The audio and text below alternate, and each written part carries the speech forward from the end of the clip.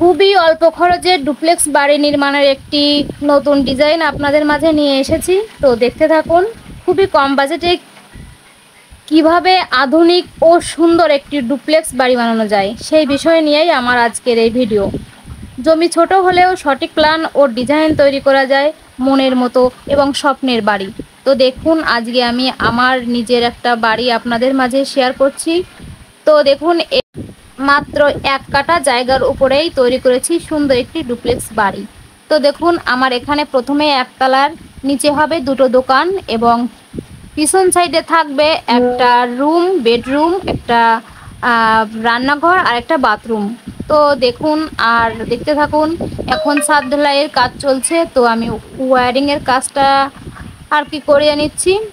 তো এরপরে কি কি হবে, কি কি করব, তো আপনারা দেখতে আমার চ্যানেলটি অবশ্যই সাবস্ক্রাইব করে পাশে থাকুন এবং সম্পূর্ণ ভিডিওটি দেখার জন্য অনুরোধ রইল। এবং আমার ঘর সম্পন্ন হওয়া পর্যন্ত আমি কি কি করব তো সব কিছুই আপনাদের সঙ্গে শেয়ার করব। তো আমার সাথেই থাকুন সেই পর্যন্ত। অসংখ্য ভালোবাসা। তো দেখুন এখানে আমার আর কি ওয়্যারিংয়ের কাজটা চলছে। তো এভাবে ছাদের উপরে দিয়ে যে মানে ঢালাইয়ের ভিতরে দিয়ে যে এই পাইপগুলো সেট করে, এগুলো কিন্তু আমি আগে জানতাম না। আমি শুধু ঘরের ভিতরে বসে, যাদের আর কি ছাদ দেওয়া ঘর ছিল, শুধু বসে ভাবতাম যে এই বাল্ব কিংবা এই যে সুইচ এগুলো আসে কোথা থেকে, কিভাবে আসে। আমার মাথায় কিছুতে যেত মানে মাথায় কোনোভাবে আসতো না যে এগুলো কিভাবে করায়। তো অনেকের কাছে শুনেছি, কিন্তু তারাও বলতে পারতো না, হয়তো তারাও আমার মতো এরকম ধরনের চিন্তাভাবনা করে। তো আপনাদের মাঝে কে কে আমার মতো এরকম চিন্তাধারা করেন এখনও পর্যন্ত অবশ্যই আমাকে জানাবেন কমেন্টে। আর দেখুন আমি আমার এই ঘরের কাজের যখন ওয়্যারিং করতে আসছিলো, আমি গেছিলাম দেখতে যে আসলে এগুলো কিভাবে করে, আর জিজ্ঞেস করছিলাম তাদের কাছে অনেক প্রশ্ন। আসলে শিক্ষার কোনো শেষ নেই।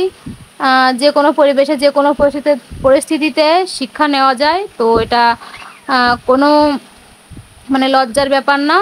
তো আপনারা দেখুন কিভাবে আমার ঘরটার কাজ চলছে এবং কালই আমার ঘরের ঢালাই হবে। তো সেজন্য ওয়্যারিংয়ের কাজ চলছে। এখন এনারা কিন্তু অনেক রাত অবধি আমার এখানে কাজ করে।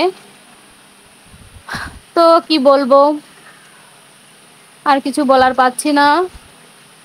তো দেখুন এখানে আবার 3টা পাইপ দিয়ে রেখেছে, কি জানি কি করবে, আমি কিছু বুঝি না। তারপরেও জিজ্ঞেস করছিলাম, আর অতটাও জিজ্ঞেস করা যায় না আর কি, লজ্জার ব্যাপার। বললাম যে লজ্জা করার কোনো অপশান নেই, তারপরেও আর কি সব কথা সব সময় জিজ্ঞাসা করা যায় না। তো এখানেই শেষ করছি আমার ভিডিওটি। তো আমার ভিডিওটি ভালো লাগলে অবশ্যই আমার চ্যানেলটি সাবস্ক্রাইব করে পাশে থাকবেন। অসংখ্য ধন্যবাদ, ভালোবাসা রইল সবার জন্য। আর এরকম নতুন নতুন ভিডিও পেতে অবশ্যই পাশে থাকুন, সাথে থাকুন। ধন্যবাদ, টাটা।